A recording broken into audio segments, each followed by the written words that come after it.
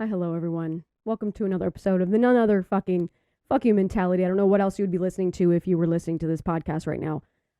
That is going to be my new starting sound or whatever the fuck they call it or whatever.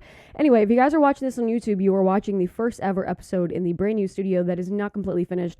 But I was like, fuck it. I really wanted to talk about this specific topic and I really wanted to try filming. So here we are now. So if you guys are watching this on YouTube, hi YouTube, how are you?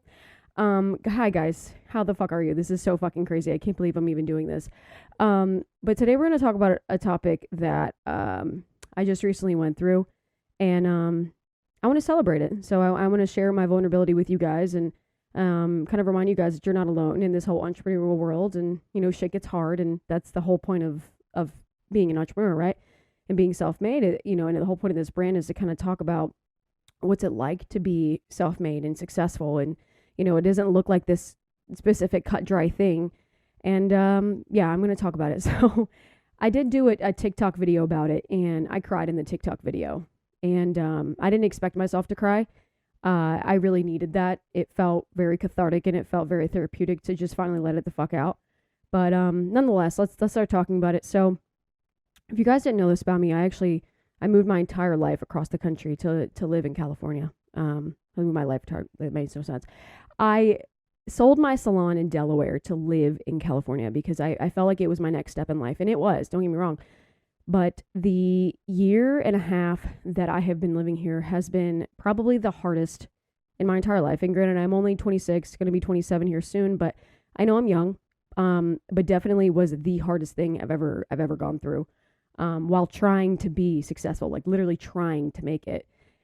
And the reason why I say that is during that duration of the year and a half that I've been here, I went through a divorce, and in that divorce, a lot of money was stolen from me. He depleted completely my entire savings, and I sold my salon. Just a lot of shit had happened, a lot of life had happened during this duration, and that left me with no money, like literally none. And I was paycheck to paycheck at the last job that I was at. And I wasn't progressing, I wasn't getting any better and I wasn't making more money. And guys, in January, or realistically December, I had to look at myself in the mirror and really figure out, Lisa, can you do this? Is being here your actual next step? Is this a smart decision for you? And the reason why I say that is I couldn't pay my bills. I couldn't pay my rent. I have a family. I have a boyfriend and a dog, and my boyfriend had just moved out here, and we had agreed that I was gonna hold down the fort because I could, and I thought that I could, because I always have. I could hold down the fort while he gets his things together, and I wanted to be able to do that for him because he deserves that, because he would do the same thing for me. If roles were reversed, so I had all this weight on my shoulders, to keep my family afloat. And I had $0 to my name. Like, as much as I might seem online that my life is beautiful and that I have all these things and I do all these things, I was doing them broke as fuck. I've never been one that doesn't have money. Like, I've never been somebody who, frivolously spends money and is an asshole with their money, because I've had to raise myself, and so when you don't have unlimited resources, you have to think very carefully. So I've always been very careful with my money. And to have it stolen from me and from my ex-husband was already hard enough, but to be working this fucking hard and literally having nothing to show for it was the biggest kick in the dick that I've ever felt. And especially being this self-made entrepreneur, there's going to be moments in your career, in your business, in anything where you might feel like a failure because you have nothing to show for. And that was probably the scariest moment of my life. I shouldn't say of my life. It reminded the pain that I felt and the scarcity that I felt reminded me of a time when I was 16. And when I was 16, I was on my own, and I had to make a choice one day to either put gas in my car to be able to go to school or to put food in my stomach. It was one of the two. And I was faced with a lot of those decisions, and I was that's really familiar for me. Struggle is really familiar for me. So here I am at 26 thinking I've made it. I did it. I moved across the country and now I'm successful.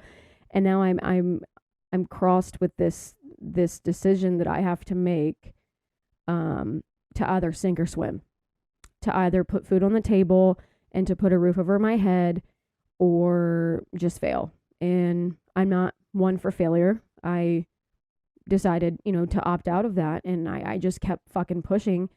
But I can't tell you how many times in honestly, like the last 6 or 7 months that, I don't really remember the days that I was having. I don't really remember, the things that I was doing. And I don't remember what I did I don't remember anything because I was just in this constant state of anxiety and being triggered in fight or flight that I can't recall half the things that I was doing.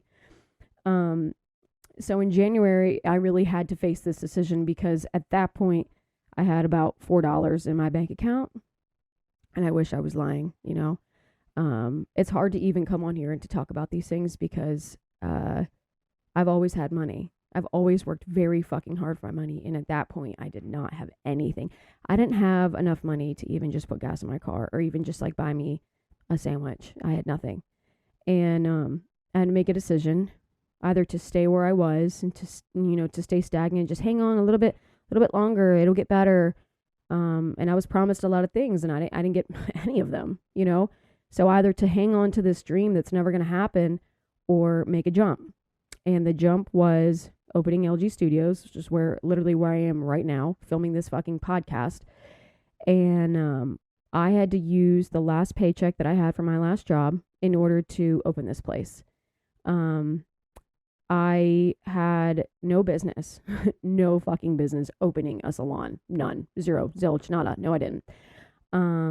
But I did because I knew that would help me and it would help me progress and help me succeed. And it was something that I knew how to do. I did something that was really familiar to me, and that's opening a salon.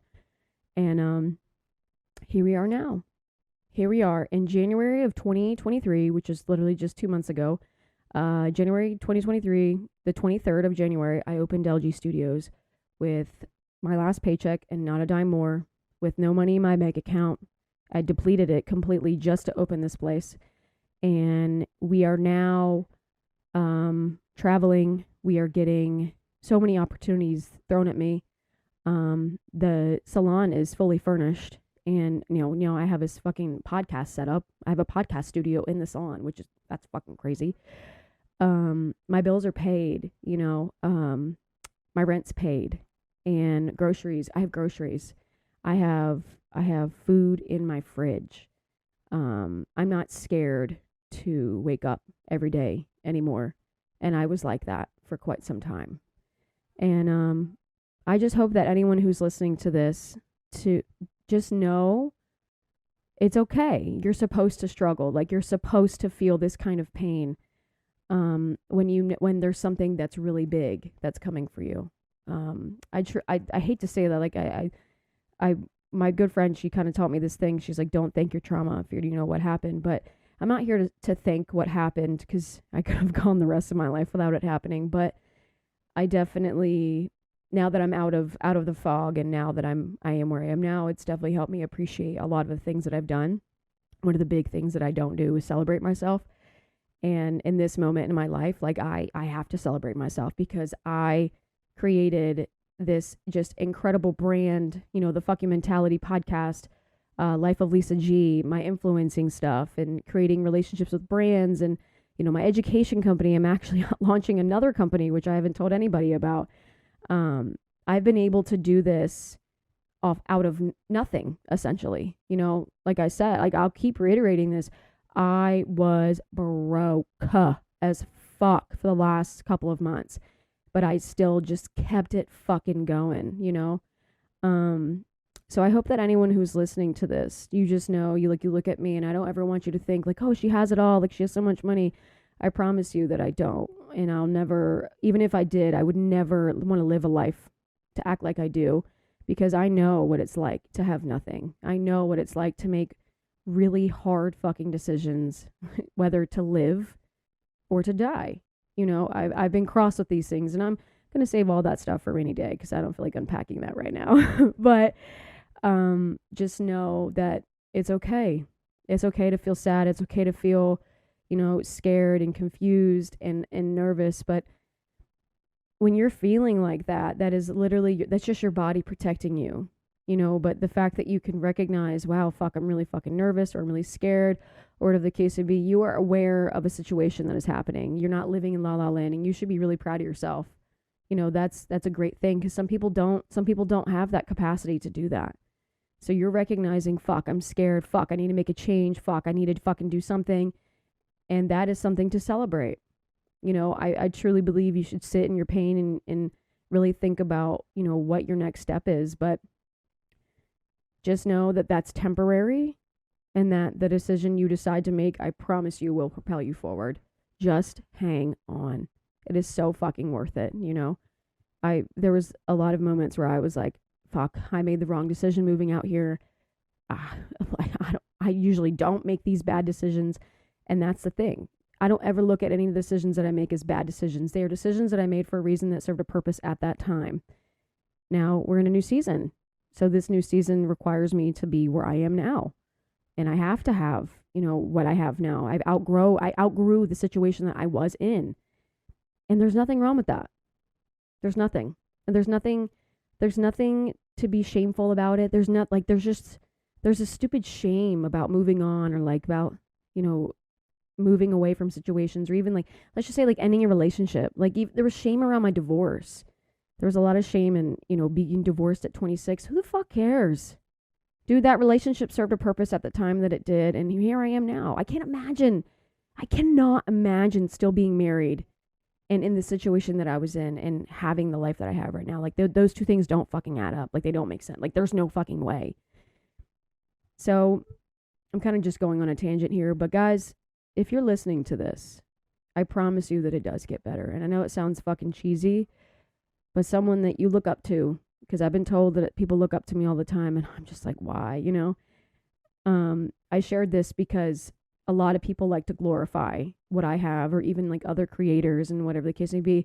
And it's really scary, to be honest. It's really scary to be vulnerable with people. But here it is. This is the honest truth. I was piss poor. I had no money, and I was living in California. I mean, I am living in California.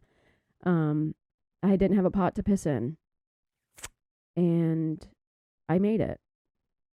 I made it out of nothing. I turned a mountain into a molehill, or molehill into a mountain, whatever the fuck. I don't know, whatever. Because of the willpower and the determination and humbling myself and humbling the ego to progress forward. So if this isn't your call, or your wake up call, it needs to be. Okay? It's going to get better. I promise.